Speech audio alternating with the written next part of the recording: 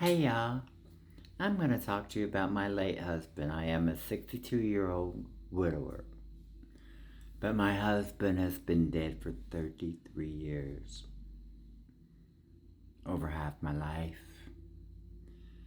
When we found out he came home from the hospital after he had been told that there was no hope, stage 4, it was everywhere. They could give him treatment, but it would only last a few days. So our whole world was shattered. We had so many plans. He was a teacher at Ivy Tech. Now, he was going to college also at ISU to get his master's degree because his boss wanted him to take over chair of the Department of Graphic Arts. So, I was in nursing school. We had plans. When I would graduate from nursing school, he would have graduated with his master's and took over the department. We were going to first buy a home. Okay, we were going to buy a home. Second, we were going to immediately adopt children. We wanted a boy and girl, mixed race. My husband was black. And everything just went down the drain in one night, and it's like, what the hell happened? I woke up the next morning, feel like the whole world had just landed on my shoulders. And his mother had told him he had to go to a nursing home. And he said, the hell you will.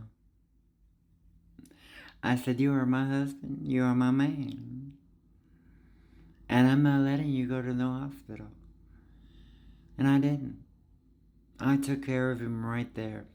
Not one of his friends and not one of his family come to see him except for his sister Tanita, God rest her soul. But it was hard. I had him on hospice.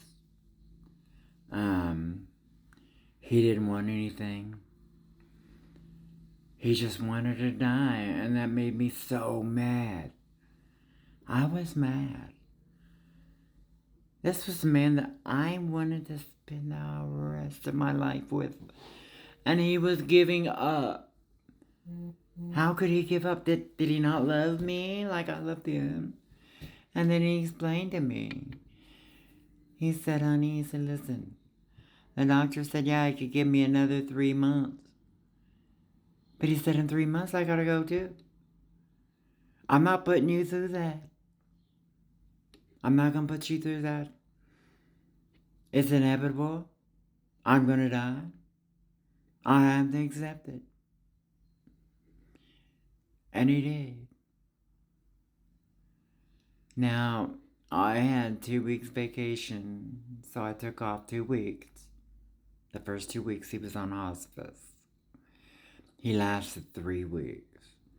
So the last week, his sister Tanita would come over and sit with him at night while I worked. And then she'd leave in the morning. And then I would take over taking care of him. I had a chair beside his bed. I got in that chair and I would just doze, or wake up when he needed me. On the 5th night from my vacation, so it's over 3 weeks in, his mom had to come sit because Danita had been having some heart issues. She's no longer with us, God bless her soul. But she was the only one that really accepted me, in a mixed race,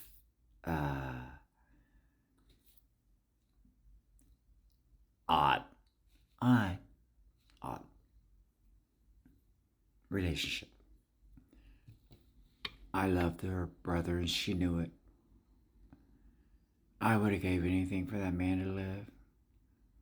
I asked God to take me instead of him because I felt like he was more important. But I'm trying not to cry. But whenever I talk about him, I usually do. But he had told me, he said, I want you to finish school. Because he thought I would drop out after everything, you know. And I was tempted. I was tempted. But my mother had just died a couple years before. And she was the whole reason I got the gumption to go to school. I was going to do this. And I did it. I graduated. I only had a B average. I wasn't a straight A student. But I studied hard, and I worked full time, went to school full time. God knows sleep. But that was after he had passed. So anyway, on the 5th night, his mom had to come and spend the night with it. Okay. Well, I told her, I said, I just turned him because I knew you'd be here. He'll be all right for a couple hours. You'll need to check him to see if he's wet or dirty or whatever. Because he was comatose at this time. And she said, okay. And I walked out the door. And I told her, I said, hey, the next morning when I got home from work, he had the death rattles. It's the death rattles, but it's actually, the medical term is Cheyne-Stokes. Okay. So he was in Cheyne-Stokes. And I told her, I said, you might want to stick around here because he's not going to be here very much longer. And she said, no, Johnny go, got things to do. Of course she did. She had went up to the college and had everything switched over into her name. Even his checking and savings account. She took his car before he right after he came home from the hospital. She took his car, he didn't even know it. And he would ask me, baby, have you heard from, and he would name his friends. I don't really want to name them. And I said, baby, everybody has a life and everybody's busy. And everybody gets caught up. So I said, we'll get together all soon. But his family? Really? You're not going to come see your brother that's dying? So, when the Cheyne-Stokes car started, I got in his bed and I held him in my arms and I told him, I love you. I love you with all my heart and soul. And if God would take me now, I would go for you. I said, please, just know that you were loved. And wait for me, baby. Wait for me. And he died. It was a horrible day.